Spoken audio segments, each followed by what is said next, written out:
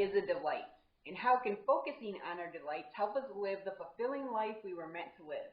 Those are the questions we've been focusing on here at the Expectation Gaps for the past couple weeks. And this week, I actually went from inspiration to action myself and worked on writing some delights. And that's what this week's post is. Basically, it's me presenting the delights that I wrote to you. Now, I didn't write one every day, unfortunately, but I did write 3 for the week.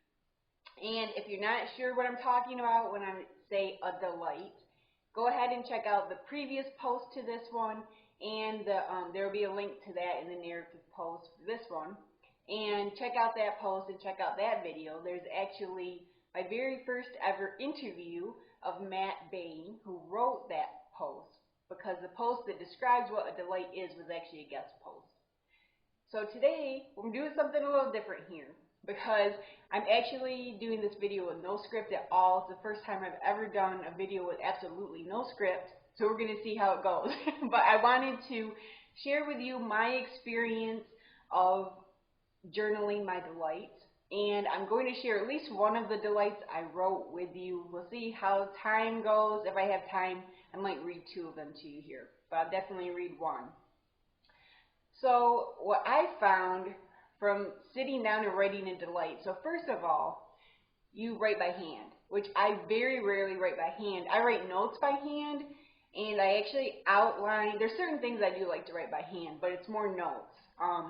I will write the outlines for my posts in hand, or by hand. For some reason, I like to do that. I don't like to type out the outlines for my posts. But most of the time, my actual posts, no, I always type those. And part of it is because, to me, I don't like the slowness. I don't know if that's a good word for it, but the speed with which you can write by hand is kind of inefficient to me, and I tend to be an efficient person. So that alone was huge for me, because it just makes you, when you're writing something by hand, it makes you slow down. It makes you think. I wrote in pen too, so it makes you think about what you're going to write, and you think it through, because you're not going to be able to edit it. That was the other thing. When I transposed what I wrote onto the computer, I left my mistakes in. So you might find when you read the narrative post that there are some grammatical or spelling or whatever mistakes. I left those in on purpose. Or maybe there might be some that aren't in there on purpose. Who knows? Either way. But by writing it by hand, you have to really think through what you're going to write, and you write a lot more slowly. And it really was a pleasurable experience. It really was a delightful experience. And so I enjoyed that part of it. I also enjoyed the part where I would start with one idea of something that delighted me that day for whatever reason,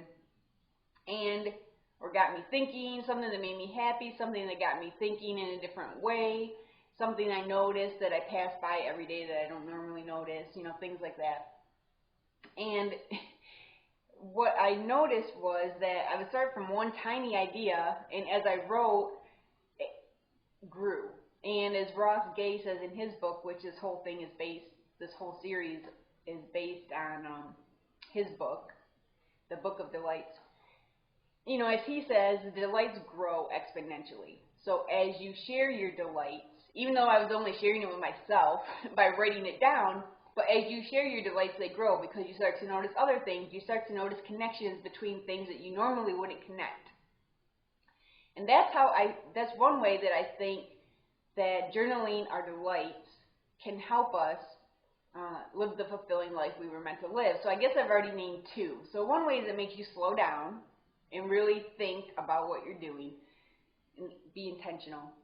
And the other thing is that it makes you see things in a different light. And it makes you curious. It makes you maybe more open to other people's points of view as you're writing. And so we've already hit 3 of the components of the cycle of deliberate thinking. We've already hit intention, we've already hit stay curious, we've already hit respect other points of view. Well, and I guess too, I've already examined my expectation, because my expectation is that I had this small idea, and that's all I'm going to write about. But then all of a sudden, I start thinking of all these other things, and now this delight has spread. So I've already gone beyond my own expectation. I've already gone beyond my expectation of thinking that I need to be efficient in my writing by typing it. So I've already hit a couple expectations as well. Core values. My core value is growth. So right there, I'm hitting that. So I've already actually hit all 5 components of the cycle of deliberate thinking. And if you're not sure what that means, I'm sure there will be a link to that in the post. There's a link to that in pretty much every post that I do. But anyways, so I've already hit every component of the cycle of deliberate thinking. And of course, I believe wholeheartedly that embracing the cycle of deliberate thinking will lead you to living the fulfilling life you were meant to live. So yes, I think delights can definitely do that for you. And the main thing I really found though in writing the delights is it was just fun. And it actually, my first one, I'm going to read to you here, you'll see that by the time I was at the end of writing the delight, I was looking forward to something that I would never necessarily look forward to. I would never even think to look forward to it. And all of a sudden I'm like, man, I'm really looking forward to that tomorrow. So that was pretty cool. That was a fun experience. And yeah, that's, like I say, I'll wrap this up and then I'll get to reading. That was the big thing for me, is I just thought it was a lot of fun. So not only did I learn some things about myself, not only was I expanding my personal development, I was having a lot of fun doing it. So I definitely encourage you to give it a try and just take the time, even if it's just 1 or 2 paragraphs, just try it, because I bet you're going to have a lot of fun with it too. All right, enough of that. So the first one that I wrote is called A Simple Hand Gesture. No, not that one. Get your head out of the gutter. As I was contemplating the drafting of my first ever delight, and I just found a typo here because I didn't put of. It actually says, as I was contemplating the drafting my first ever delight, I started to think, what do I take for granted on a daily basis?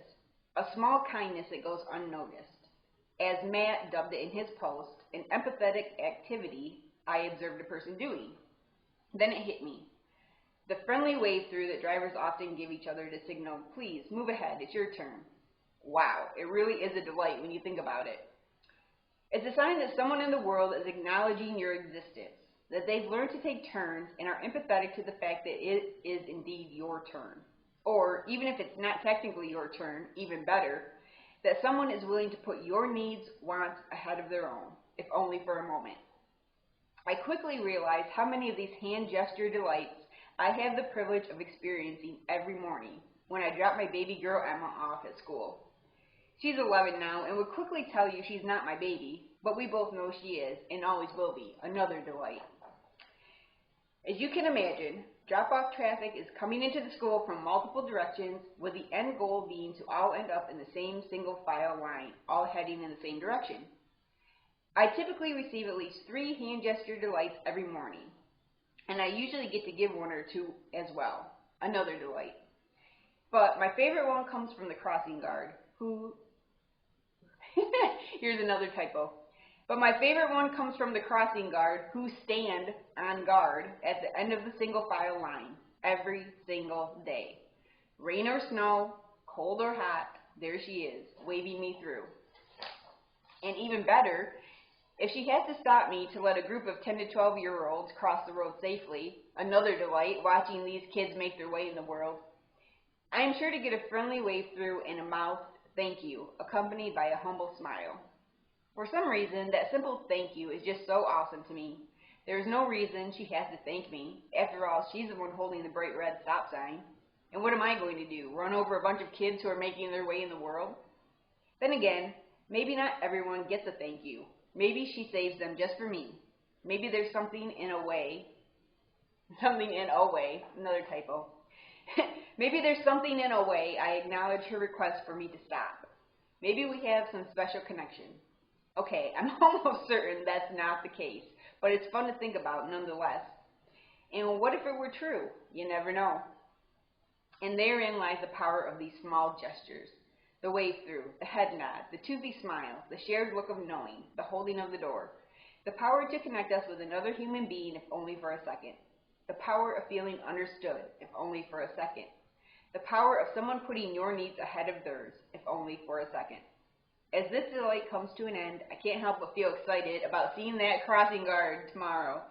It's really weird to think about. I'm shaking my head and smirking as I write this, but it sure is delightful. Ha! So anyways, that's what I wrote. And actually, as I was reading this, I thought of something else. Let me see, what was it?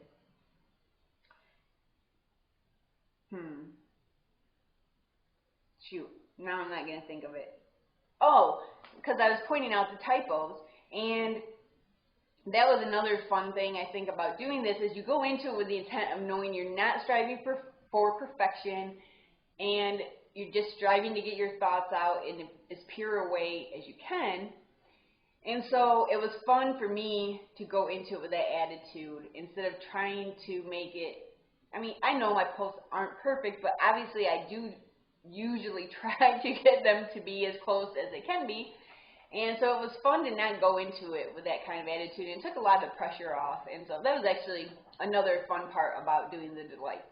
And just looking at the time here, I think I have time to read the last one. Otherwise, you could just go and check out the worksheet if you want. I did put a worksheet together for you to help you do this same thing, so that you can go from inspiration to action and start writing out your own delights. So check that out. There will be a link to it in the narrative post.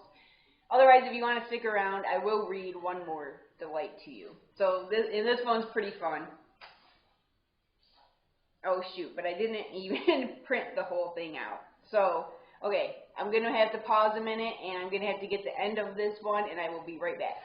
Alright, we're back. I told you, this is unscripted and unpredictable, because I did not know if I was going to read both of the delights that I've written so far, but I am going to. So I went and printed the second one. So here we go.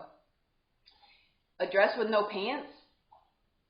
Everyone wears spandex pants under their dresses, don't they? My stepdaughter Emma's, we have two Emmas in our house, delight.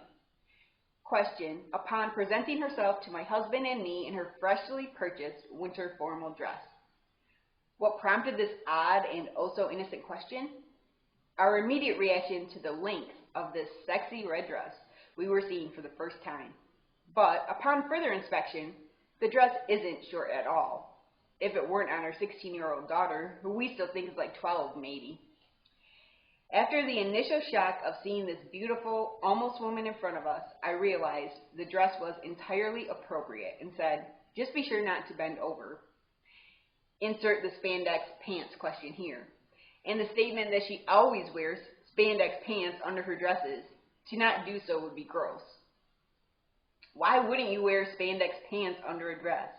To which I said, well, there are a few reasons I can think of that I'm not going to tell you. You see, I'm not quite so innocent in thought. Heck, I was not so innocent in thought at 11 or 12, let alone 16. What a delight indeed, that a 16-year-old girl isn't thinking, actually it says that a 16-year-old girl isn't thinking, hey, these spandex pants might get in my boyfriend's way later. That she isn't trying to be too sexy for her age. That she actually thinks all girls wear pants shorts under their skirts and has no idea why they wouldn't. Now, you might be thinking, oh, she's just acting innocent to throw you guys off. I know, right? But no, she isn't. Believe me, I've tested that theory out on several occasions because, after all, I can see myself playing that game. But she really, truly has an innocent mind. Again, what a delight. While it is delightful to have such an amazing stepdaughter, I must say it's also a bit scary. I worry that this world of ours that tends to prey on the innocent is going to rip her to shreds. I worry that she could be taken advantage of so easily because she would never dream of taking advantage of anyone, so she'd never expect it of anyone either. But then she'll kick ass, figuratively, like she did last week. So she's a lifeguard at our local aquatic center. A girl, in the same grade as Emma, was swimming and left her hair scrunchie in the pool. Another lifeguard told her she lost it, but Scrunchy Girl could have cared less. Basically, it wasn't her problem. That lifeguard let it go, but not Emma. Emma let Scrunchy Girl know that she could be suspended from the pool for leaving junk in the pool. Not only that, Emma made it clear that she would not hesitate to suspend Scrunchy Girl if it happened again. Emma told me the story as soon as she got home that day. I told her that was awesome and that she did a good job and that I imagined that was hard to do, especially since this girl is a peer of hers. But in my head I was cheering, "That's my girl, kicking ass and taking names." I have no doubt that this world is going to try its best to break her innocent and good-hearted nature. But I also have no doubt that she'll be just fine. She's stronger than the Scrunchy Girls of the world, and she won't hesitate to kick ass when it's called for. That's my spandex pants wearing girl, and I couldn't be more delighted. So that one was fun. Yeah, I was not expecting, as I wrote that, the spandex pants thing was just funny. I'm like, I have to write about that. I never expected to go down that story about the lifeguard story. I never expected to go down that path when I started writing it, but that's where I ended up, and that's what was so fun about it, is it reminded me of how proud I am of her just for being her. But anywho, those are the 2 delights I wrote. I hope you found some entertainment in them or whatever. I hope they inspired you in some way. And like I already said, go check out the worksheet and take the time to do this for yourself, because I think you will find it a fulfilling experience. So until next time, stay curious.